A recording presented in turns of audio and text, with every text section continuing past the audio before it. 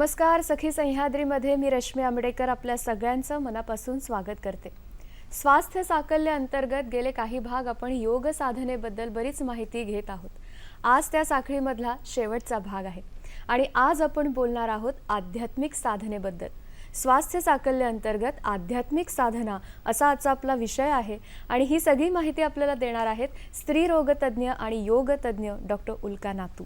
नमस्कार मॅडम, कार्यक्रमात तुमचं मनापासून स्वागत। आणि बघता बघता आजचा आपला हा शेवटचा एपिसोड आहे। एकंदरीत योगाबद्दल, योग साधनेबद्दल आपण बोलतो आहोत।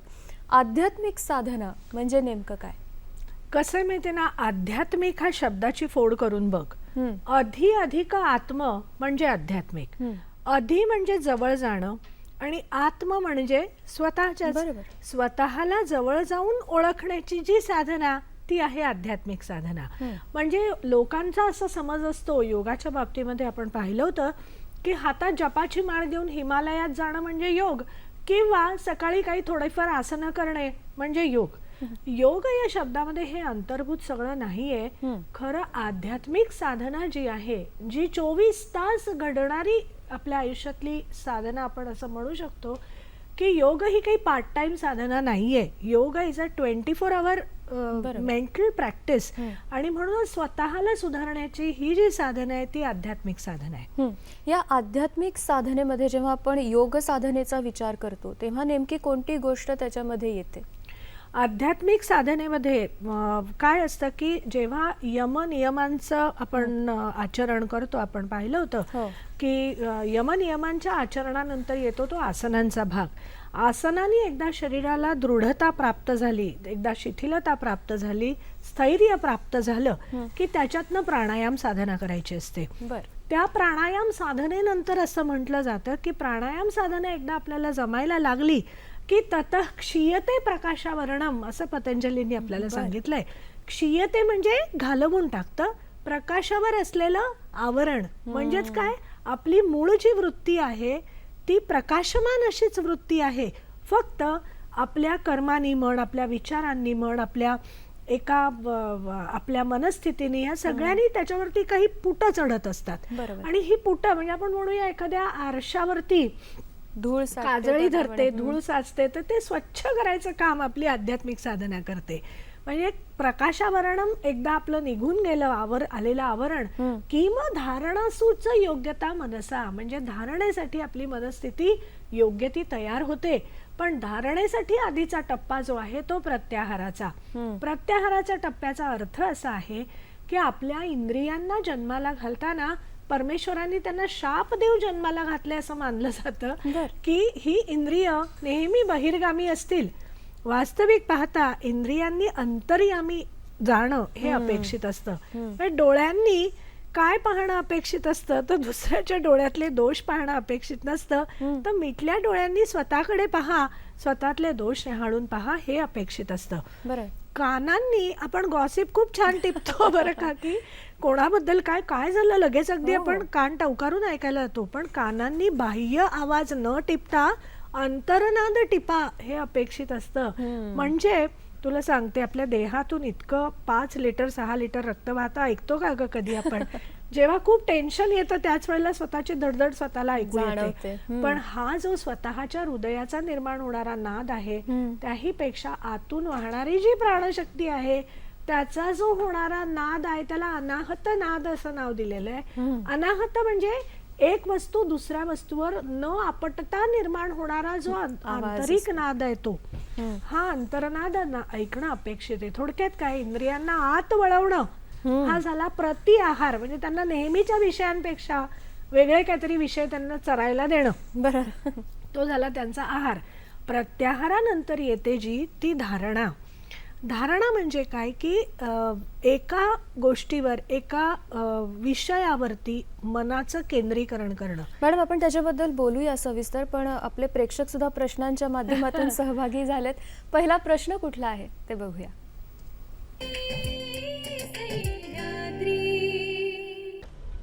माझं नाव एकनाथ खामकर आहे। मी दोस्ती एकर्स, दोस्ती लिली मध्ये राहतो। मी कित्येक वर्ष योग साधना करत आलेला आहे आणि त्याच्यामुळे माझं स्वास्थ्य पण चांगलंच आहे. आता सध्या माझं 72 वर्ष आहे, तरी पण मला कुठल्याही प्रकारचे विकार नाहीत. माझी प्रकृती चांगली ठणठणीत आहे. मी असं विचारतो की चक्र आणि कुंडलिनी ही काय संकल्पना आहे? त्याचप्रमाणे ध्यान करायचं म्हणजे नक्की काय करायचं? आपण डोळे मिटून राहतो. सामान्य माणसांना माहिती आहे की डोळे मिटून राहायचं आणि ध्यान करायचं. म्हणजे ॲक्च्युली काय करायचं? मग ते तुम्ही जर सांगाल तर त्यांना बऱ्याचशा लोकांना ध्यान म्हणजे काय आणि ध्यानामध्ये बसायचं म्हणजे कशा तऱ्हेने आपल्याला ध्यानस्थ बसलं पाहिजे आणि मनात कुठले विचार आणायचे की निर्विकार मन ठेवायचं, ह्याची माहिती तुम्ही द्याल तर बरं होईल. कुंडलिनी, चक्र, मुळात ध्यान म्हणजे काय, कसं बसायचं, नेमकं काय त्याच्यामध्ये साध्य अपेक्षित झालं आहे. पाहिजे? हा अतिशय महत्वाचा प्रश्न आहे, कारण बऱ्याच वेळेला काय नक्की करायचं हेच कळत नसतं. मग अशी आपला विषय बोलता चालला होता तो असा होता की ध्यानम निर्विषयम मनहा, एकदा धारणेची योग्यता मनसा प्राप्त झाली की त्यानंतर आपण ध्यानाच्या टप्प्यामध्ये जातो. इंद्रियांना वेगळा विषय दिला, धारणा आपण एकदा एका विषयावर स्थिरावायला शिकलो की ध्यान लागू शकतं. ध्यान करता येत नाही हा समज चुकीचा आहे की आम्ही ध्यान करतो. ध्यान करता येत नाही याचा अर्थ ध्यान लागतं. धारणा म्हणजे एका विषयावरती आपण एकदा मन एकाग्र केलं, अर्थात धारणेसाठी घ्यायचा जो विषय असतो ना तो कधीही मनाला एक्साइट करणारा विषय घ्यायचा नाही. मग निसर्गात आढळणारी एखादी गोष्ट, मग उदाहरणार्थ उंच बर्फाचं पर्वत शिखर असेल, जुळजुळ वाहणारी नदी असेल, किंवा तुम्हाला आवडणारं एखादं दैवत असेल, तुम्हाला आवडणारं किंवा ज्याच्याबद्दल मनात आदर भावायचं काहीही नजरेसमोर आणून त्यावर मन एकाग्र करायचा प्रयत्न करायचा. आणि हे मन एकाग्र करता करता हळूहळू आपलं फोकसिंग व्हायला लागतं आणि या फोकसिंगचं नंतर डिफोकसिंग असं आपण म्हणूया की ते ध्यानामध्ये तुम्ही प्रवेश करता आणि ध्यानात मन पूर्णतः निर्विषय बनतं. तुम्ही जो प्रश्न विचारला होता तो कुंडलिनी आणि चक्र या संदर्भामध्ये होता. तुम्हाला मी एक साधं उदाहरण देते. आपल्याला आता मोबाईल आपण नेहमी वापरतो, तर हा मोबाईलचा सिग्नल जो आहे तो एका ठिकाणाहून दुसऱ्या ठिकाणी पोहोचला पाहिजे यासाठी आपल्याकडे रिले स्टेशन्स असतात की नाही. तशी ही कुंडलिनीच्या मध्ये असलेली ही चक्र जी आहेत ती असं क्षणभर कल्पना करूया की आपल्या देहात वाहणाऱ्या प्राणशक्तीची जणू काही ही रिले स्टेशन्स आहेत. आणि ही जी चक्र आहेत ती सप्तचक्र, सर्वसाधारणपणे अनेक अर्थात त्याच्यात मतप्रवाद असू शकतात, पण सर्वसाधारणपणे ही सप्तचक्र शरीरामध्ये कल्पिलेली आहेत. चित्राच्या माध्यमातून ती आपण पाहून घेऊया. कुंडलिनीबद्दल असं म्हणता येईल की ही काही कुणाला डिसेक्शन करून दिसलेली चक्र नाहीये. जसं अॅनाटॉमीमध्ये आम्ही एखादा स्नायू तंतू कुठे आहेत का हे अॅनाटॉमिकली दिसतो, पण हे न दिसणारं असं आहे. आणि ती ऋषी मुनींना आपल्या दिव्य अवस्थेमधले स्फुरलेली अशी ही चक्र मानली जातात. हा जरी विचार आणि विषय कुणाला पटला नाही तरी क्षणभर आपण मान्य करूया की या चक्रांची नावं पहा. मूलाधार, स्वाधिष्ठान. मूल आधार म्हणजे जिथे तुमचा मुळातच मूळ तुमचं सुरू होतं, मुळारंभ आरंभ तो निर्गुणाचा. त्यामुळे मूळ जे आहे आता त्वा मूलाधार स्थितोसी नित्यम आपण म्हणतो गणेश हे म्हणताना अथर्वशीर्ष. तर हे मूलाधार जे आहे तिथे मूळ आहे तुमचं, जिथे तुमच्या सगळ्या वाईट प्रवृत्ती आपण म्हणूया ॲनिमल टेंडन्सीज दडलेले आहेत. प्रवास कुठे व्हायला हवाय? आपल्यातले वाईट गुण टाकून द्यायचेत. कुठे जायचंय? खऱ्या मानवत्वाकडे, म्हणजे खऱ्या सगुणांकडे आपल्याला वाटचाल करायची. त्या सगुणापासून नंतर निर्गुणाकडे आपण जाऊ न जाऊ हा पुढचा मुद्दा आहे.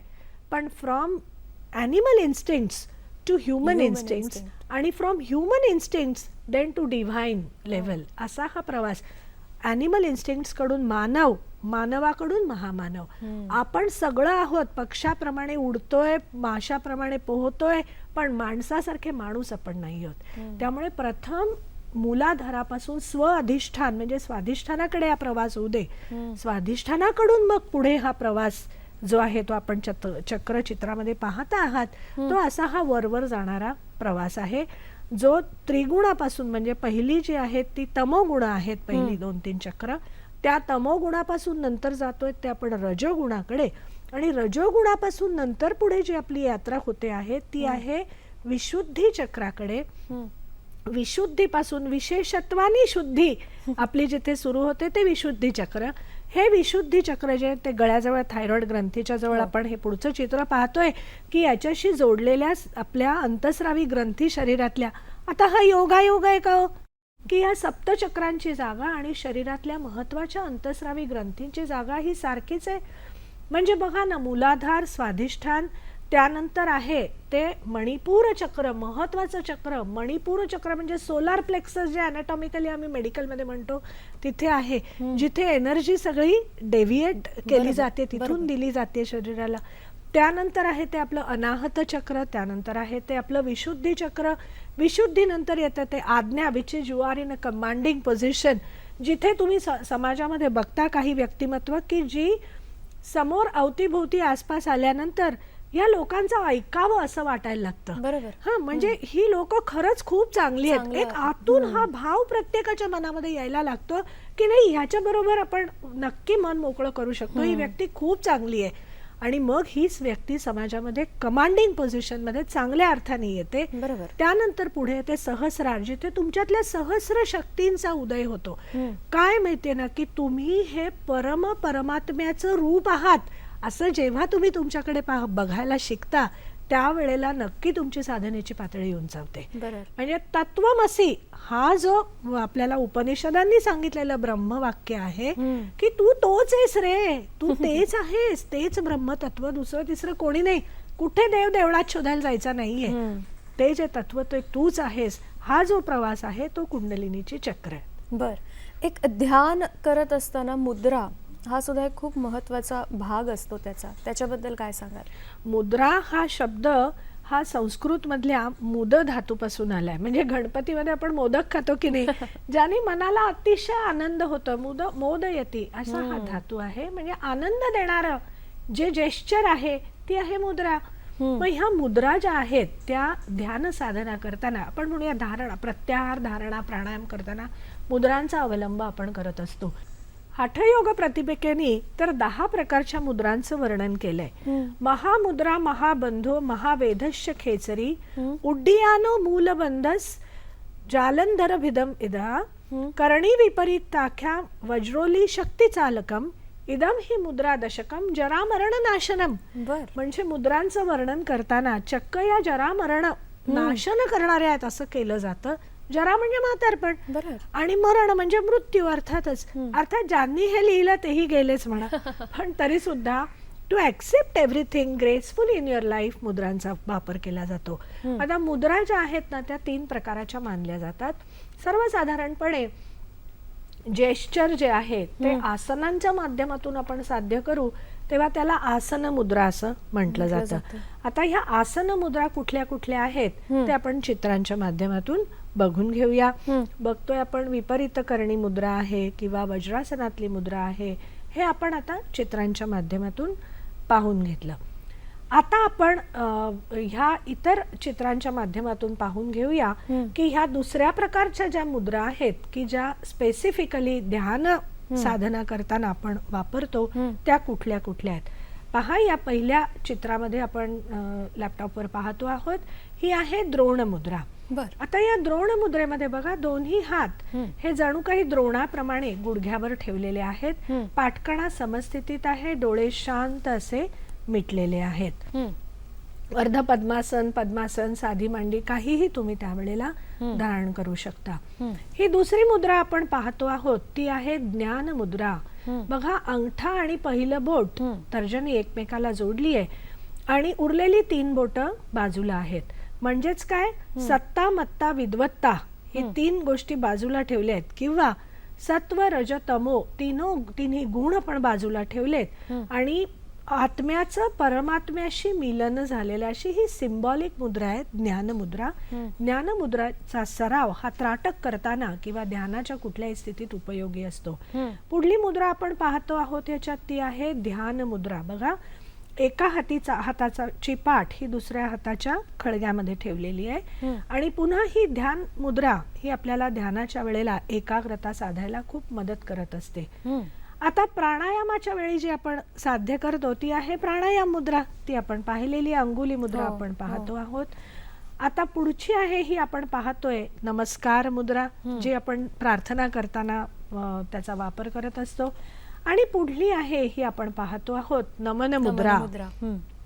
ही आहे साधनेच्या सुरुवातीला आपण नमन मुद्रा, संपूर्ण नतमस्तक भाव धारण करणारी अशी ही नमन मुद्रा आहे. आणि ह्या व्यतिरिक्त काही मुद्रा अशा आहेत की ज्या उदाहरणार्थ भरतनाट्यम सारख्या हो, हो. प्रकारामध्ये आहे, शंख मुद्रा हो, वगैरे बऱ्याच या आहेत त्याच्यामध्ये. बऱ्याच हो, केल्या हो. जातात.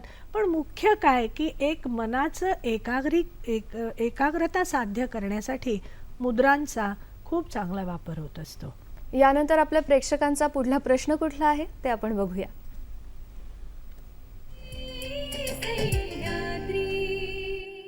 निरुपमा शाह बोल रही हूँ. प्राणायाम यानी क्या, मुझे जरा बताइएगा. खरं तर मागच्या एका एपिसोडमध्ये आपण ह्याचं खूप सविस्तर उत्तर दिलं पाहिलेलं होतं, आहे. तरी पण अगदी थोडक्यात काय हरकत सांगाल? नाही. प्राणायाम या शब्दाचा अर्थ असा आहे की प्र अधिक अन अधिक आयाम असे 3 शब्द मिळून तो तयार झालाय. नुसतंच श्वासावरती नियंत्रण आणणं ह्यातून अर्थ अपेक्षित नाहीये, तर देहामध्ये असलेल्या प्राणशक्तीचं नियंत्रण करणं म्हणजे प्राणायाम आहे. बर. प्रकर्षेनं श्वासोच्छ्वास करणं, त्याची गती लांबवणं, थांबवणं, वाढवणं सगळं त्यामध्ये अपेक्षित आहे. बरं. शरीराचे वेगवेगळे स्तर मानले जातात, तर त्याच्याबद्दल तुम्ही काय सांगाल? यामध्ये उपनिषदांमध्ये खूप छान छान वर्णन आलेलं आहे आणि त्यानुसार त्यांनी खूप छान गोष्टी सुद्धा सांगितलेल्या आहेत. आपण त्याच्या खोलात नको जाऊया. बर. पण थोडक्यात अगदी समजावून सांगायचं तर ह्या चित्राच्या माध्यमातून आता आपण बघूया देहाचे 5 निरनिराळे स्तर हे कसे आपल्या उपनिषदांनी वर्णन केलेले आहेत. पहिला जो दिसतोय ना तो अन्नमय कोश. बर. अन्नमय कोश म्हणजे काय की तुमचं माझं दिसणारं शरीर जे प्रत्येकाचं म्हटलं तर वेगळं आहे. पण समजा आपण ह्या त्वचेची बायोप्सी घेतली, क्षणभर गृहीत धर, आणि ही बायोप्सी काढून जर मायक्रोस्कोप खाली ठेवली तर ह्या मायक्रोस्कोप खाली दिसणारी सेल ही रश्मीची एका उल्काची हे कळेल का बरं? नाही. पण आपल्याला माहिती आहे की ह्या प्रत्येक पेशीमध्ये वेगळेपण आहे. बरोबर. दिसतंय ते एक प्रकारचंच एपिथिलियम, पण प्रत्येक पेशीचा व्यक्तीचा वेगळेपणा आहे. हो. तो वेगळेपणा का बरं असतो? तो असतो त्या प्रत्येक व्यक्तीमध्ये असलेल्या प्राणमय कोशामुळे. बर. आता हा प्राणमय कोश म्हणजे काय? उदाहरण देते. समजा इलेक्ट्रिसिटी या वायर्स मधून वाहते आहे, म्हणून आज उजेड पडलाय, आपला टीव्ही लागलाय. पण ही इलेक्ट्रिसिटी आपल्याला दिसते का? नाही. नाही. विमान आकाशातून जातं, हवाई मार्ग दिसतात नाही, पण निश्चित इच्छित स्थळी जाऊन पोचतं की नाही? हो. तर हे आपल्याला जसं विमान इच्छित स्थळी नेऊन पोचवतं, तशी आपल्या देहामध्ये असलेली प्राणशक्ती आहे की जी आपल्याकडून इच्छित कार्य करून घेत असते. मग आपण बोलतो, हसतो, रागावतो, रडतो, रुसतो, जे काही exhibition of all the works which is being done, that is under influence of प्राणशक्ती. बर. तो झाला आपला प्राणमय कोश. पण या प्राणमय कोशाला हलवणारं कोण आहे? जर आपल्याला मनातच नसेल तर आपण मनासारखी एखादी गोष्ट करतो का? नाही करत. याचाच अर्थ प्राणशक्तीच्याही पलीकडे असलेलं काहीतरी जे आहे त्याला म्हणायचं आपला मनोमय कोश. आणि हा मनोमय कोश आपल्याला घडवण्याचं काम करत असतो. इनफॅक्ट योग वासिष्ठ्यामध्ये तर इतकं सुंदर सांगितलंय की जे जे काही आपलं अस्तित्व आहे, जे भासतंय, ते सगळं कशामुळे आहे तर मनामुळे आहे. है ना? जर मन हा विषयच काढून टाक बरं, काय शिल्लक राहतं? शून्य. ती विषय शून्य अवस्था, तिथे आपल्याला जायचंय. बरोबर. पण हा जो मनोमय कोश आहे तिथे सगळ्या व्याधी विकार जे काही आहेत ते निर्माण होतात असं योगशास्त्र मानतं. बर. मन प्राणशक्तीला हलवतं, प्राणशक्ती शरीराला हलवते. आलं लक्षात? त्यामुळे कुठल्याही व्याधीचा उपाय करण्यासाठी काय साधना महत्वाची आहे? मनाची साधना. त्याच्या पलीकडे आहे तो विज्ञानमय कोश. हा विज्ञानमय कोश म्हणजे विज्ञान म्हणजे सायन्स या अर्थाने नाही बरं का, बर. विशेषत्वानी होणारं ज्ञान. मग विशेषत्वानी होणारं ज्ञान म्हणजे काय की मी हा परमात्म्याचा अवतार आहे. मग एकदा हे कळलं की काय होतं? ईशावास्यमिदं सर्वम, जे काही आहे ते ईश्वरी अस्तित्वाचाच एक भाग आहे. समजा मी असं म्हटलं की समोरची व्यक्ती ईश्वरी अस्तित्वाचा एक भाग आहे, येईल का राग? नाही येणार. जेव्हा मी स्वतःला तिच्यापासून वेगळं मानते त्याच वेळेला माझ्या मनामध्ये राग, संताप, असूया जे काही ते त्या निर्माण भावना होतात. निर्माण होतात. एकदा का विज्ञानमय कोशापर्यंत आपली यात्रा गेली ना की तिथे हे काही निर्माण होत नाही. बर. त्यामुळे व्याधीच्या पलीकडे असलेला असा हा स्तर आहे. त्यातून पुढे आहे तो आनंदमय कोश. बर. मग जिथे हे लाईक्स आणि डिसलाईक्स आणि चुझीपणा सगळा बाजूला पडतो, निखळ आनंद, 100% bliss and bliss, nothing else, ही अवस्था जी आहे तिथे सगळे संत महात्मे जाऊन पोहोचलेले. हो. ही विज्ञानमय कोशाच्या पलीकडची आनंदमय आनंदमय कोशाची कोश. स्थिती त्याही पलीकडे आहे तो आत्ममय कोश. आत्म म्हणजे तू आणि मी एकच आहोत असं बरं. उलगडणं आपण म्हणूया की हे कोश कुणाला असे काही डिसेक्ट करून दिसलेले नाहीयेत, तर हे एका साधनेच्या दिव्य स्थितीमध्ये स्फुरत गेलेले आहेत आणि म्हणून त्याचं वर्णन तसं आपल्याला उपनिषदांनी, संतांनी सांगून ठेवलं. हे सगळं साधण्यासाठी तुम्ही जे नेहमी म्हणताय की ही साधना 24 तासांची आहे, अगदी. त्याच्या मागचं कारण हेच आहे हेच की आहे त्या की प्रत्येक स्तरापर्यंत आपल्याला जाऊन पोहोचायचं पोहोचता आहे. आलं पाहिजे. यानंतरचा आपला प्रश्न कुठला आहे ते बघूया.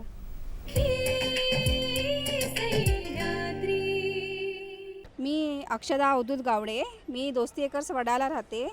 मला असं विचारायचं होतं की तरुण पिढीला आसनं तर आवडतात, पण मंत्र, प्रार्थना यापासून ते दूर पळतात. तर याबद्दल तुम्ही काय सांगाल? आसनं करायची आहेत कारण त्याच्यातून परिणाम दिसून येतो म्हणून, पण त्याबरोबरीने हे जे आध्यात्मिक साधना आहे, मंत्र आहे, ह्याच्यापासून कुठेतरी तरुण पिढी लांब पळतीये असं त्यांना वाटतं. काय सांगाल तुम्ही? खरं सांगू रश्मी, आपल्याकडे 2 प्रकारचे तरुण हल्ली दिसतात असं मला मनापासून वाटायला लागलंय. की एकीकडे तरुण पिढी अजिबात ह्या कुठे वळत नाही म्हणताना पायी चालत जाणारे, यात्रेला जाणारे तरुण काही कमी दिसतात का? सिद्धिविनायका पुढच्या लागणाऱ्या, भरभरून लागणाऱ्या रांगा हे कशाचं द्योतक आहेत? म्हणजे ही तरुण पिढी मला तरी असं वाटायला लागलंय की कुठेतरी द्विधा मनस्थितीत आहे. या मुलांना because of this total state of mental confusion त्यांना धड आस्तिकही होता येत नाहीये आणि धड नास्तिकही नाहीये. किंवा त्याच्यातला अर्थ नीट कळत अर्थ कळत असं आपण नाहीये. म्हणूया. शेवटी काय माहितीये ना, आस्तिकताही नास्तिकताही ह्या दोन्ही काही परमेश्वर ही एखादी व्यक्ती म्हणून मानण्याच्या साधना बिलकुल नाहीयेत. बरोबर. आपण एका शक्तीची आराधना आणि उपासना करायची आहे. आणि ही शक्ती कोण आहे? तर मला रोज चालवण्याची शक्ती देणारी ती शक्ती. त्यामुळे ह्यात मला असं वाटतंय की ह्या तरुण पिढीला त्यांच्या आधुनिक भाषेमध्ये हे सगळं समजावून सांगायची गरज आहे. मग मी जर समजा तरुणांना आधुनिक वैद्यकीय शास्त्रानुसार किंवा नवीन रिसर्चनुसार सांगितलं की ह्या मंत्र साधनेचा तुमच्या रक्तातल्या एंडॉर्फिन्स लेवलवरती परिणाम होतो. Endorphins are natural endogenous morphines which are nothing but pain killer substances. मग हे सांगितलं की कदाचित ते आकर्षित होतील. समजा मी म्हटलं की मंत्र साधनेने, भक्ती साधनेने अजून कशावर परिणाम होतो, तर तो तुमच्या ब्रेन वेव्सवर परिणाम होतो. मग मेंदूमध्ये निर्माण होणारे अल्फा वेव्स किंवा ज्या EEG वरती आपल्याला दिसतात अल्फा तरंगांचं प्रमाण वाढतं. हे सगळं विज्ञानाने आज सिद्ध केलेलं आहे. किंवा असं आपण म्हणूया की एंडोजिनस काही ओपिओइड पदार्थ असतात की जे अदरवाईज नशा पाणी केल्यानंतर तुमच्या रक्तामध्ये वाढतात. तर ती एक एक्स्टसी किंवा एक खूप छान वाटतंय हा जो फील येत असतो, तो फील काही ब्रेनमधल्या केमिकल्सनी निर्माण होतो आणि ही केमिकल्स तुमच्या साधनेने रक्तात निर्माण करणं हे तुम्हाला सहज शक्य आहे. त्याच्यासाठी दुसऱ्या कशाची आधार घ्यायची गरज नाही. करेक्ट. मग व्यसनांच्या आहारी जाऊन तुम्ही जे अदरवाईज साध्य कराल, तुम्हाला क्षणभर असं वाटेल की मला तो आत्मविश्वास मिळतोय, मी दुःख विसरतोय. हेच जर तुम्हाला इतर माध्यमातून देण्याचा जर कोणी प्रयत्न केला तर युवक पिढीमधली होणारी व्यसनाधीनता, आत्मविश्वासाचा अभाव, ताण घेण्याची प्रवृत्ती, हे सगळं का नाही कमी होणार? फक्त त्या दिशेने त्यांना तसं आपल्याला वळवायची गरज आहे. आणि व्यसनांमुळे जे शरीरावर परिणाम होतात ते सुद्धा तेही व्हायचे टाळले. काही निश्चितच. नक्कीच गरज नाही का? निश्चित. एक असं विचारायचं आहे की ध्यान आता तुम्ही सविस्तर सांगितलं, त्याचे फायदे काय आहेत आणि मुळात त्याच्या जोडीनं असं विचारायचं आहे की ध्यानासाठी जी शांतता अपेक्षित आहे ती आज आम्हाला मिळत नाही, मग ते आम्ही कसं साधायचं? रश्मी, तू जो प्रश्न विचारलास की ध्यान आम्ही कसं साधायचं, मी तुला एक छोटंसं उदाहरण देते बरं का. साधी एखादी गृहिणी आहे बघ घरामध्ये. आता ही गृहिणी काय करते की समजा कोणी पाहुणे येणार आहेत, उदाहरण घेऊन आपण समजून घेऊया म्हणजे विषय पटकन समजतो. समजा या स्त्रीला रव्याचा शिरा करायचा आहे असं पण उदाहरण घेऊया.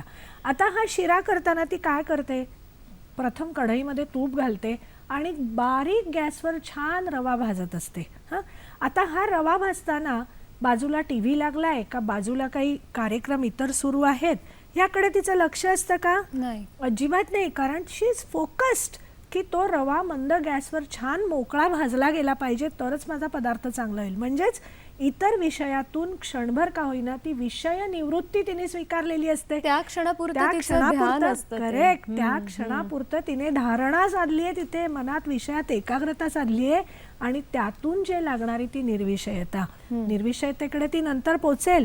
पण याचाच अर्थ काय, पूर्ण शांतता तुम्हाला कोणी देईलच असं नाही.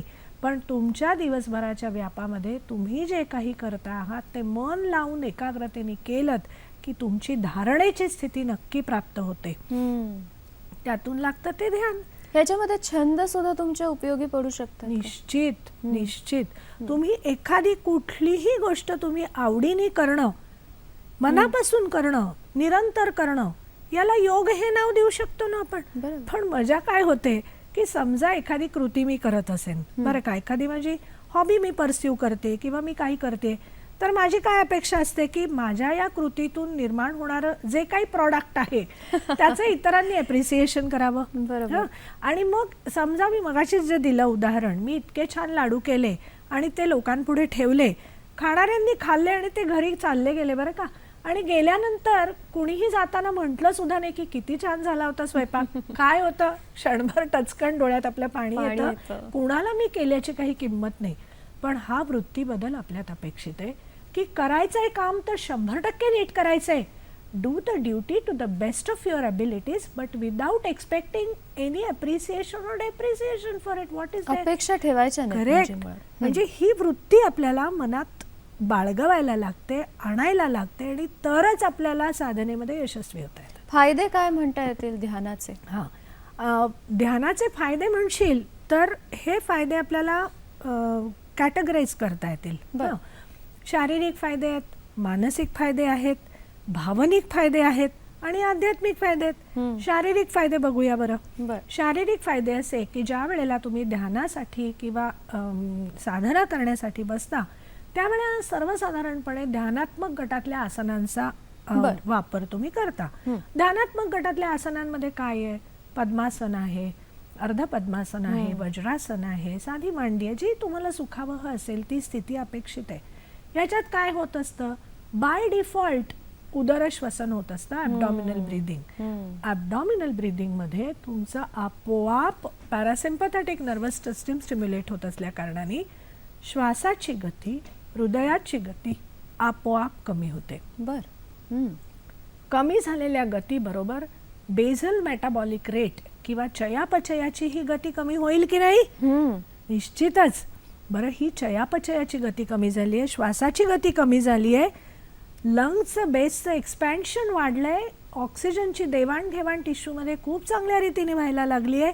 याची परिणती तुमच्या सेल्सचं ऑक्सिजनेशन नीट होण्यात होईल की नाही? निश्चितच होणार. हे झाल्यानंतर तुम्हाला ताजंतवानं आणि टवटवीत का नाही वाटणार? निश्चितच वाटेल. याही पलीकडे जाऊन रक्तदाब कमी व्हायला मदत होईल की नाही?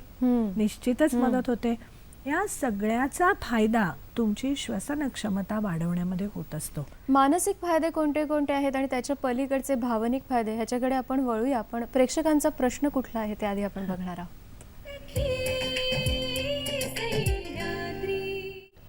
माझं नाव शारदा गंजिया आहे. मी रोज योगा करते. मला हे क्रियायोग हे संकल्पना काय आहे हे विचारायचं होतं तुम्हाला. क्रियायोग म्हणजे काय? क्रियायोग ह्या शब्दाभोवती एक गूढ वलय आहे बरं का. बरेच जण बऱ्याच प्रकाराने याचं इंटरप्रिटेशन करत असतात.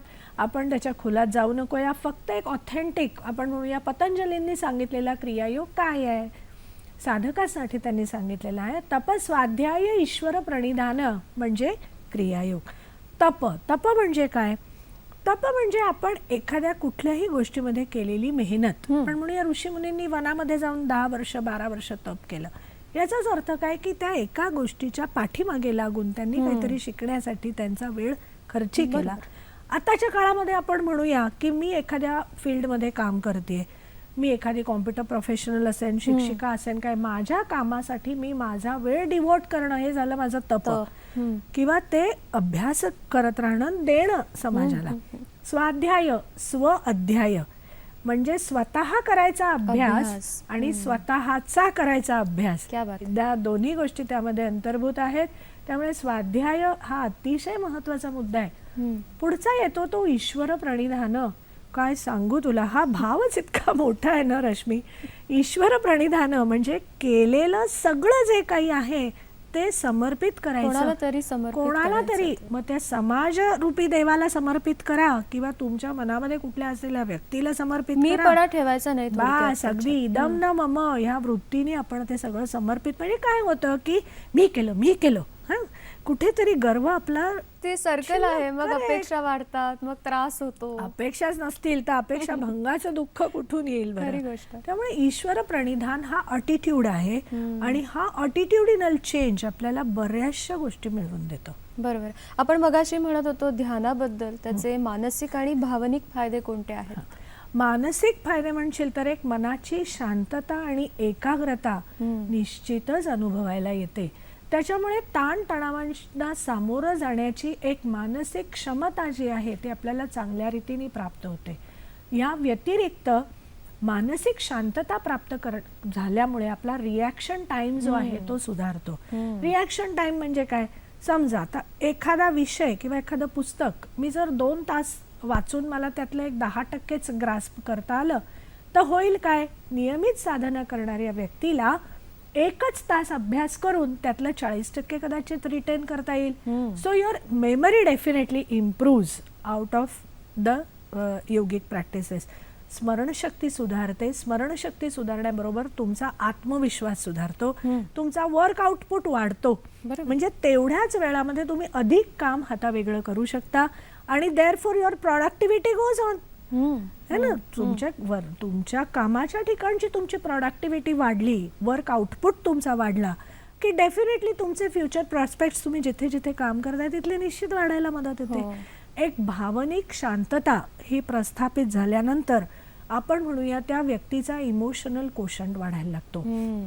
असं मानलं जातं की आपला बुद्ध्यांक जो आहे इंटेलिजन्स कोशंट IQ, त्याही पेक्षा आपला भावनिक अंक खूप अधिक महत्वाचा आहे. कारण एक चांगला भावनिक अंक असलेली व्यक्ती ही आपल्याबरोबर 100 लोकांना घेऊन जाऊ शकते.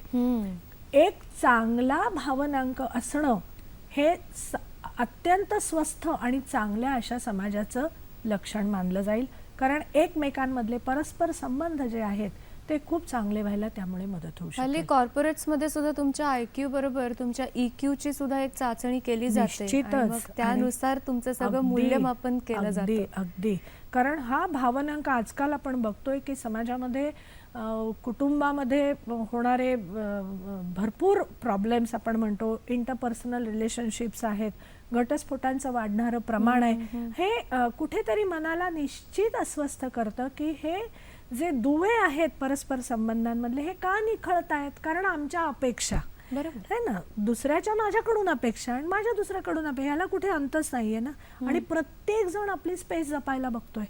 त्यामुळे ह्याच्यातून कुठेतरी हा दुवा साधण्याचा, योग म्हणजे शब्दाचा अर्थच मुळात जोडणी असा आहे. त्यामुळे हा जोडणी करण्यासाठीचा योग आहे. पुढे आहे आध्यात्मिक. तू आता म्हणाली की कॉर्पोरेट जगतामध्ये EQ महत्वाचं आहे. मी तर एक पाऊल पुढे जाऊन म्हणेन की हल्ली SQ म्हणजे स्पिरिच्युअल कोशंट हा जास्ती महत्वाचा मानला जातो. की जिथे त्या व्यक्तीला ही जाणीव आहे की समोरची ही व्यक्ती जर ईश्वराचीच निर्मिती असेल तर how can that product be faulty. जर ते प्रॉडक्ट फॉल्टी आहे असं मला वाटत असेल तर दोष निर्मात्याचा नसून माझ्या दृष्टीचा आहे. हा दृष्टिकोन एकदा आपला निर्माण व्हायला लागला की मग आध्यात्मिक उन्नती म्हणजे वेगळं काय आहे. असे त्या व्यक्तीला काही 2च्या हाती 4 हात नसणार आहेत किंवा काय. शेवटी ती व्यक्ती जास्तीत जास्त ह्युमन बिंग व्हायला लागते आणि ती व्यक्ती अधिक आपलीशी वाटायला लागते, जवळ यायला लागते.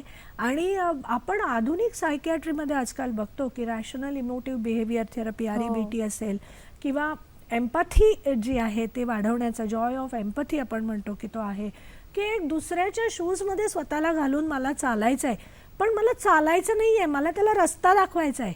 पण ही एम्पथॅटिक होण्याची जी कॅपॅसिटी आहे ती भावनिक कॅपॅसिटी आहे आणि ही साधनेने निश्चित वाढते. आपल्या प्रेक्षकांचा यानंतरचा प्रश्न कुठला आहे ते लगेचच आपण बघूया.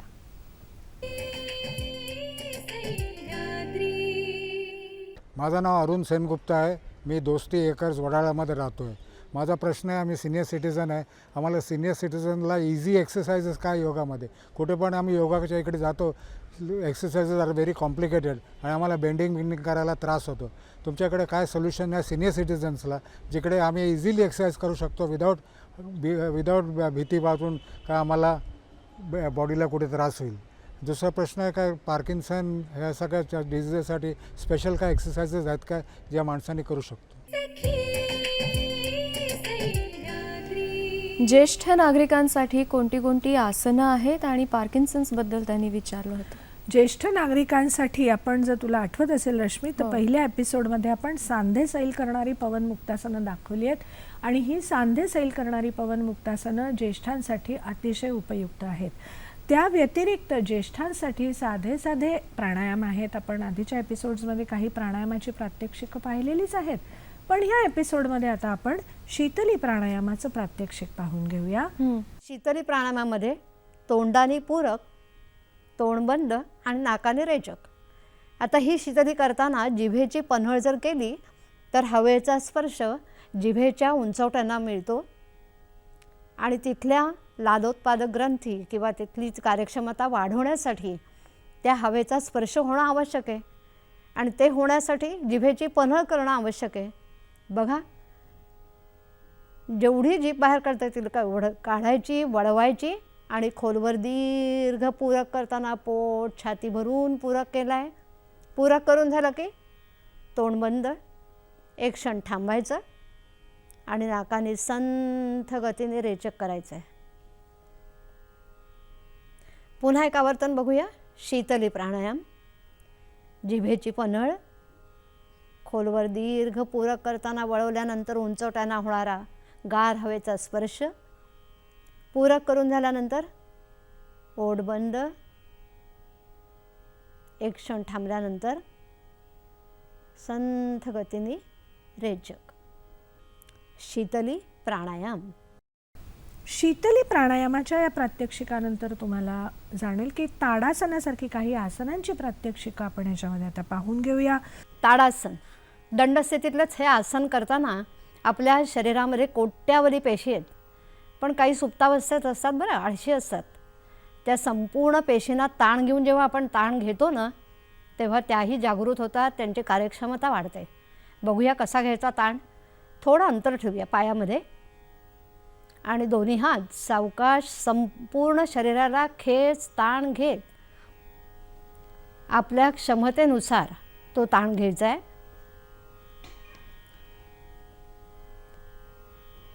किती प्रसन्न मुद्रा आहे बघा. योग्य असा ताण घेतल्यामुळे सगळ्या शरीरातल्या पेशी ॲक्टिवेट होत आहेत. हा भाव मनामध्ये ठेवला तर अधिक छान. सावकाश पुन्हा आसन सोडताना हात खाली येतील आणि दंडस्थितीमध्ये रिलॅक्स व्हायचं आहे. ही सगळी साधनं आपल्याला ज्येष्ठ नागरिकांना निश्चित उपयुक्त आहे. मग त्याबरोबरीने तरुणांसाठी कोणती अशी आसनं आहेत? कारण एवढा स्ट्रेस आहे सगळीकडे, शारीरिक मानसिक. मग त्याच्यातून जर थोडंसं बाहेर पडायचं असेल, पूर्ण प्रयत्न आपण हळूहळू करणार आहोत, म्हणून मी थोडंसं म्हणते, आसनं कशा पद्धतीने उपयोगी आहेत आणि कोणती? तरुणांसाठी आपण म्हणूया की पहिल्यांदा तमोगुण बाजूला जाऊन रजोगुणाकडे तर वाटचाल आधी करूया, तू म्हणालीस तसं. त्यामुळे तमोगुण म्हणजे आळस. हा आळस झटकून टाकण्यासाठी पहिली आपल्याला काहीतरी चिअर अप करणारी साधनं आवडते ना, मग त्यासाठी सूर्यनमस्कार आहेत. वा, बरं का, अतिशय छान. सूर्यनमस्कार हा सर्वांग सुंदर असा व्यायाम प्रकार म्हटलं किंवा तर आसन व्यायाम प्रकार आहे, म्हटलं तर आध्यात्मिक साधन आहे. कारण बीजमंत्रासहित आणि समंत्र केलेले सूर्यनमस्कार आध्यात्मिक साधनेकडे नेतात. त्यामुळे सूर्यनमस्कार ही साधना आपल्या तरुणांना अतिशय उपयुक्त आहे. त्या व्यतिरिक्त सूर्यनमस्कारातलीच जी दुसरा टप्पा आहे, प्रणमासनानंतरचा हस्तपादासन आहे, नंतर त्रिकोणासन आहे, त्या जोडीला दुसरं ताडासन आहे, अनेक ही इतर आसनं, अर्धमत्स्येंद्रासन आहे, पश्चिमोत्तानासन आहे, मानसिक संतुलनासाठी केलेलं वृक्षासन आहे, नंतर पूर्ण द्रोणासन आहे. ही सगळी आसनं तरुणांनी निश्चित करावीत. हस्तपादासन, दंडस्थितीतलं हे आसन करताना ज्यांना पाठीमध्ये प्रॉब्लेम आहे त्यांनी पुढे वाकायचं नाही, पण ते काय कायमचं वर्जन असतं बरं. हे लक्षात ठेवून थोडं आपल्याला किती जाता येत आहे हा अंदाज घ्यायला काय हरकत आहे. तेव्हा दोन्ही पायात अंतर घेतलं आहे, दोन्ही हात वरच्या दिशेला घ्यायचे आणि पाय गुडघ्यातून ताठ ठेवून कमरेतून झुकत पाठकण्याला पुढे झुकवणारं असं हे आसन करताना आपली क्षमता ओळखून जितकं जाता येईल तेवढं, कदाचित इतकं, त्याच्यापुढे अजून थोडं पुढे हात टेकले तर उत्तमच, खूप छान. कपाळ आपल्या गुडघ्याच्या ठिकाणी गेलं तर आणखीन छान. आणि अंतिम स्थितीमध्ये काही क्षण थांबून तसंच्या तसं दंडस्थितीमध्ये हात आपले अगदी बरोबर आणि मग विश्रांती अवस्था. त्रिकोणासन, दोन्ही पायामध्ये योग्य असं अंतर, दोन्ही हात खांद्यांच्या रेषेमध्ये जमिनीला समांतर. पहिला टप्पा बघा, कमरेतून आधी खाली वाकणं हा महत्त्वाचा टप्पा आहे. मान सरळ आहे, चेहरा समोर आहे बघा. आणि त्यानंतर उजव्या हाताने डावं पाऊल जितकं आपल्याला जाता येईल तेवढं. सर्वांना ही अंतिम स्थिती जमेल असं नाही बरं, पण आपली क्षमता ओलांडायची नाही. योग्य असा पाठकण्याच्या ठिकाणी मिळणारी वक्रता, पीड असं म्हणूया की ह्या त्रिकोणासनामध्ये आपल्याला त्याचा फायदा मिळतो. नजर आहे तिची वरच्या हाताच्या तळव्याकडे. काही क्षण थांबायचं आहे, 1-2 श्वास आणि सावकाश पुन्हा पूर्वस्थितीला येताना बघा, अतिशय सुरेख अशा स्थितीतून ती पुन्हा दंडस्थितीत येईल. आणि हीच कृती आता दुसऱ्या बाजूने करायची बघा. पहिला टप्पा आपल्या लक्षात आहे, कमरेतून आधी खाली वाकणं, पाय गुडघ्यातून ताठ आहेत आणि आता खूप छान बरोबर मानेच्या पहिल्या मणक्यापासून शेवटच्या मणक्यापर्यंत येणारी वक्रता ही इथे अपेक्षित आहे. पाय गुडघ्यातून ताठ आहेत, हाताकडे वरच्या तळव्याकडे नजर आहे. सावकाश पुन्हा उलट वाटचाल करत जसे गेलो तशीच पूर्वस्थितीला आल्यावर विश्रांती अवस्था. जशी नौका पाण्यामध्ये तरंगते पण काही काळ स्थिरही राहू शकते बरं, तशी ही देहाची नौका. बघूया करता येते का आपल्याला? नक्की जमेल. भुजंगासन आणि शलभासनाचा अभ्यास केल्यानंतर हे आसन जर केलं तर त्याचा परिणाम अधिक आपल्याला मिळणार आहे. दोन्ही हात बघा सावकाश पद्धतीने डोक्याच्या दिशेने घेतलेत. दोन्ही पायामध्ये थोडं अंतर चालेल का? हो, चालू शकतं, पण कोणीतरी पाय खाली ओढताय, हात वरनं खेच आहे, कपाळ जमिनीला टेकलेलं आहे आणि अशा स्थितीत एकाच वेळेला दोन्ही पाय, दोन्ही हात आणि मान बघा किती शांत मुद्रा आपल्याला दिसते. ही नौका स्थिर आहे ना? नक्की आहे. सुरुवातीला डोलेल पण काही काळानंतर नक्कीच स्थिर होईल. संपूर्ण पोटावर प्रेशर आहे, फार काळ थांबता येत नाही. सावकाश एकाच वेळेला दोन्ही हात पाय पूर्वस्थितीला आल्यावर पुन्हा एकदा विश्रांती. इथे पाठीवरती बघा कशी घेते, हळुवारपणे पाठ जमिनीला लावायचे आणि शयन स्थितीमध्ये रिलॅक्स. द्रोणासन पाहता आपण की पोटावर दाब येतो आहे आणि अशा रीतीने द्रोणासन हे सुटलेलं पोट कमी करायला खूप मदत करू शकतं. मानसिक संतुलन साधण्यासाठी हा वृक्षासनाचा सराव खूप छान. मानसिक संतुलनाचा हा पाहतात सराव. आता पहिल्यांदा आपण पाहिलं ते डोळे उघडे ठेवून केलेली साधना होती. आता आपण पाहतात डोळे मिटून आपण मनाचं संतुलन साधत ही आसनाची अंतिम स्थिती धारण केलेली आहे.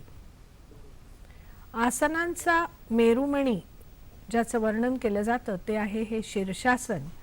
स्त्रियांच्या मासिक पाळीच्या समस्यांमध्ये अत्यंत उपयुक्त ठरणारं हे आसन. अर्थात करायला निश्चितच अवघड आहे, खूप सरावानंतर साध्य होऊ शकतं.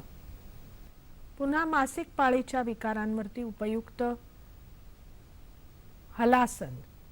अंतिम स्थितीत आपण पाहत आहात की पोटातल्या अवयवांवरती दाब आलेला आहे आणि गर्भाशयाभोवती जो रक्ताचा संचय होतो तो कमी व्हायला या आसनाच्या साधनेने निश्चित मदत होते. आपण बघतो आहोत अर्धमत्स्येंद्रासन. वक्रासनाचा सराव आपण पाहिला होता. अर्धमत्स्येंद्रासनामध्ये निश्चितच आपल्याला दिसतंय की पोटावर दाब येतोय. एक सुखद असा पीळ पाठकण्याला इथे बसतो आहे आणि डायबिटीसच्या साधकांसाठी अर्धमत्स्येंद्रासनाचा सराव खूप उपयुक्त आहे. खरं सांगू का तुला, जर कुणाला व्याधी नसतील ना तर तरुणांनी साध्या सोप्या काही आसनांपासून सुरुवात करून कठीण आसनांपर्यंत वाटचाल करायला काहीच हरकत नाहीये. फक्त आपण वेळोवेळी प्रत्येक एपिसोडमध्ये सांगतोय त्याप्रमाणे मार्गदर्शक असणं हे अत्यावश्यक आहे, अगदी अगदी नाही का? हो. मला एक असं विचारायचं आहे की एकीकडे आपण एक गोष्ट साधण्यासाठी काय करायचं त्याचा विचार करतोय की कोणत्याही अपेक्षा ठेवायच्या नाहीत किंवा स्वकडे आधी लक्ष द्यायचं. पण मी जेव्हा घराबाहेर पडते तेव्हा अपेक्षांचं ओझं असतं. काहीतरी अपेक्षा केली जाते माझ्या कामाच्या ठिकाणी किंवा माझ्या घरच्यांकडनं. मग हा जो झगडा होत असेल पुन्हा मनाचा, त्याच्यावर कसं नियंत्रण ठेवायचं? त्या नियंत्रणासाठी तुमची जी साधना असते ती तुमचं मन शांत ठेवायला तुम्हाला खूप मदत करते. आता उदाहरण घेऊया. मी जर डॉक्टर असेन किंवा मी जर प्रोफेसर असेन तर माझ्या कामाच्या ठिकाणी मला रिझल्ट एक्सपेक्टेडच आहेत ना. उद्या तुम्ही म्हणाल की मी मुलांना इतकं शिकवते आणि रिझल्ट 0%, तसं तर होऊ शकत नाही. तर त्यामुळे ह्याचा जो अर्थ आहे तो अशा रीतीने लावणं अपेक्षित आहे की तुम्ही तुमचं जे काम आहे ते इतक्या कळकळीने करा की त्याचा रिझल्ट आपोआप येतोच. त्यामुळे भगवद्गीतेमध्ये सुद्धा सांगितलेलं आहे आपल्याला श्रीकृष्णाने की कुठल्याही कामाचं फळ मिळाल्याशिवाय राहणारच नाहीये. फळ मिळणारच आहे. पण कसं असतं, ज्या वेळेला तुम्ही बेनिफिट ओरिएंटेड काम करायला जाता तेव्हा त्या कामाच्या दर्जामध्ये सुद्धा तुम्हाला कदाचित फरक पडतो आणि तो कामाच्या आपल्या आउटपुट नंतर जर आपल्याला एक्सपेक्टेड रिझल्ट मिळाला नाही तरी सुद्धा आपण पुन्हा पुढे करणाऱ्या कामाच्या दर्जात फरक पडतो. बरोबर. त्यामुळे हा वृत्ती बदल आवश्यक आहे. बऱ्याचदा असं होतं की ऑफिसेसमध्ये काही काही वेळेला तुम्हाला एक ब्रेक दिला जातो, अर्ध्या तासाचा असेल, 1 तासाचा असेल, जिथे खूप कष्टाचं मानसिक सुद्धा आणि शारीरिक. त्यावेळेला जर मला रिलॅक्सेशन हवं असेल तर असं काही योग साधनेमध्ये सांगितलंय का की मी त्याच्यासाठी एक असं म्हणूयात 2-1 तासाचा वेळ न देता थोडा अवधी देऊन सुद्धा मी ते रिलॅक्सेशन साधू शकते? अगदी नक्की साधू शकतो. अगदी नक्की. डोळे मिटून 5 मिनिटं श्वासावर लक्ष एकाग्र करायचा प्रयत्न करा. त्याला म्हणतात प्राणधारणा. अगदी सोपी साधना. फक्त डोळे मिटायचे. खुर्चीत बसलेले असाल, खाली असाल, कुठेही असाल, डोळे मिटा, श्वासावर लक्ष एकाग्र करण्याचा प्रयत्न करा. हे लक्ष एकाग्र केल्यानंतर उदर श्वसनाची एक 4 ते 5 आवर्तन करा. उदर श्वसन झाल्यानंतर जर तुम्हाला कपालभाती शुद्धिक्रिया येत असेल तर कपालभातीची काही आवर्तनं करा. कपालभातीची काही आवर्तनं करून झाली, श्वास मार्गही मोकळा करून झाला की मग मनातल्या मनात किंवा प्रकट जसं तुम्हाला आवडत असेल तर साध्या ओंकाराची आवर्तनं करा. ओंकाराची आवर्तनं ही मन शांत करते. त्याचा पुन्हा इथे फिजिकल बेनिफिट्स आहेत, मेंटल इमोशनल बेनिफिट्स आहेत, निश्चित आहेत, स्पिरिच्युअल बेनिफिट्स आहेत. ओंकाराची साधना झाली, साधनेला आता मन आपलं अनुकूल झालंय की आता मी नक्की पुढे काहीतरी करू शकते, की बसल्या जागी सांधे सैल करायला सुरुवात करा. जर तुम्ही कॉम्प्युटर प्रोफेशनल असाल तर मागच्या वेळेला आपण पाहिलं तसे डोळ्याचे काही आपण प्रकार दाखवले ते करून पहा. साधारण थोडीफार साधना झाली की डोळे मिटून पुन्हा एकदा शांत बसा. प्राणायामाचा मंत्र म्हणा मनातल्या मनात आणि त्याच्यानंतर आपण प्राणायाम साधना करा. अगदी थोडा वेळ आता आपल्याकडे आहे. आपण ह्या एकंदरीत सगळ्या भागांना स्वास्थ्य साकल्य असं नाव दिलंय. काय अपेक्षित आहे त्याच्यातून? जाता जाता काय सांगाल? अगदी थोडा वेळ आपल्याकडे. स्वास्थ्य साकल्य म्हणजे काय? शारीरिक स्वास्थ्य अत्यंत महत्त्वाचं आहे. कारण देवानी दिलेलं हे शरीर आपल्याला त्याचं उपकरण म्हणून वापरात आणायचं आहे, तर त्याची निगा नको राखायला. त्याच्या डागडुजीसाठी किंवा मेंटेनन्ससाठी आपल्याला आसन साधना, आहारावरती नियंत्रण, योग निद्रा महत्त्वाची आहे. प्राणायाम साधनेच्या माध्यमातून आपण प्राणायामाचे प्रकार शिकलो जे नितांत आवश्यक आहेत. मनस्वास्थ्यासाठी तुम्हाला मंत्र, जप, भक्ती संगीत याचा आधार घ्यावाच लागेल. आध्यात्मिक साधना ही या सगळ्या साधनेची परिणती आहे. त्याही पुढे आहे ते आहार, वातावरण आणि हितगुज. वातावरण म्हणजे आपल्या घरातलं वातावरण, आपल्या सभोवतालचं असणारं वातावरण, आपल्या बरोबर असणारी लोक ज्यांच्याशी आपण संपर्कात असतो ते, हे सगळं वातावरण अत्यंत आनंदी आणि हेल्दी राखणं हे आपल्या हातात आहे. कोणी मुद्दामून उठून तुम्हाला आनंदीच ठेवण्याचा प्रयत्न करणार नाहीये हे गृहीत धरूनही तुम्ही ते वातावरण आनंदी ठेवायचा प्रयत्न करा. स्वच्छता ही मनापासूनच सुरू करायची. पुढे शेवटी सर्वात आहे ते हितगुज. कोणीही असेल, तुमची जवळची मैत्रीण असेल, तुमचे डॉक्टर असतील, तुमचे नातेवाईक असतील, मोठी घरातली ज्येष्ठ व्यक्ती असेल, कुणाही पुढे आपण स्वतःहून बोलणं, मन मोकळं करणं अतिशय आवश्यक आहे. ह्या सगळ्या सप्तधारा ज्या आहेत त्या मिळून होत आहेत ते स्वास्थ्य साकल्य. क्या बात. खरं तर योग साधना हा खूप मोठा विषय आहे. तरी सुद्धा गेल्या 4 म्हणजे आजचा धरून या 4 भागांमध्ये तुम्ही खूप छान आणि सविस्तर माहिती तर दिलीत. त्याबरोबर आपण प्रात्यक्षिकं सुद्धा बघितली आहेत आणि त्याचा आपण नक्कीच पुढल्या आयुष्यामध्ये खूप चांगल्या पद्धतीने उपयोग करू. डॉक्टर उल्का नातू, तुम्ही इथे येऊन इतकी सुंदर माहिती दिल्याबद्दल तुमचे मनापासून आभार मानते आणि पुढे धन्यवाद. नव्या अगदी विषयासह आपली पुन्हा भेट होणारच आहे सखी सह्याद्रीमध्ये. आज मात्र इथेच थांबतोय. नमस्कार. नमस्कार.